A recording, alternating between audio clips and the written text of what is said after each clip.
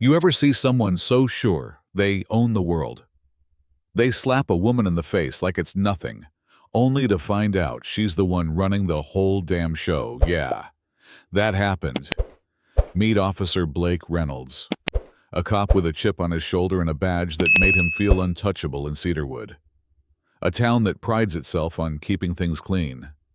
But Blake's idea of clean was, well, selective, to say the least. It all started one late night when Blake spotted a sleek black sedan rolling through his beat. The car looked too polished, too out of place for his neighborhood. So when the driver stepped out calm, composed, dressed sharp as a tack, Blake lost it. His hand shot out, slapping her hard across the cheek, expecting her to crumble. Instead, she just looked at him, eyes steady, voice low and cold. "You're gonna regret that." Now, Blake, smug and drunk on his own power, cuffed her without a second thought. But here's the kicker: that woman was none other than Serena Brooks, the newly appointed chief of police. Yeah, the chief herself, dressed in a midnight blue suit, calm as if she just stepped out of a boardroom. Not a late-night traffic stop. The precinct went silent the second she walked in, like someone pulled the plug on the noise. Blake tried to laugh it off, "Chief, please."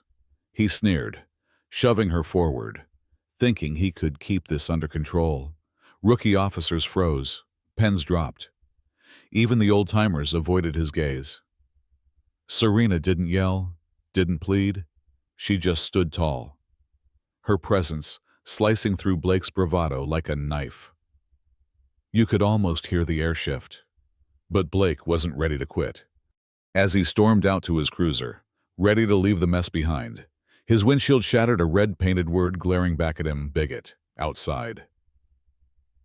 A crowd was gathering, voices rising, signs waving, chanting justice for Serena. It was clear Blake had sparked a fire bigger than he imagined.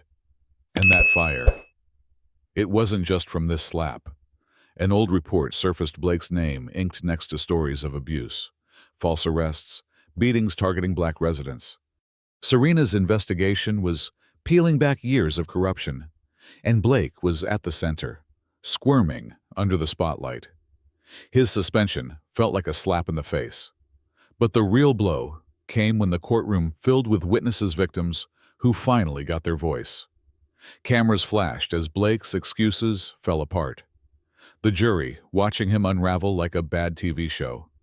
Just when he thought he could spin a tale, Serena's calm testimony crushed him, proving the abuse wasn't just anecdotal, it was systemic.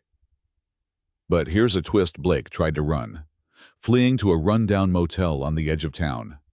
SWAT teams cornered him in a dramatic standoff, the kind you see in movies. But this was real life, injured, desperate.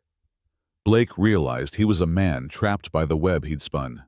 Behind bars, his past caught up with him. Those he'd wronged showed no mercy.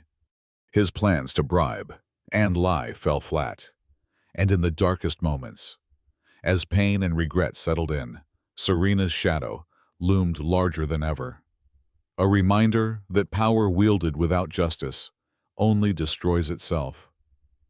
The story ends with Serena walking away from the courthouse steps, a quiet force of change in Cedarwood, while Blake's name becomes a cautionary tale.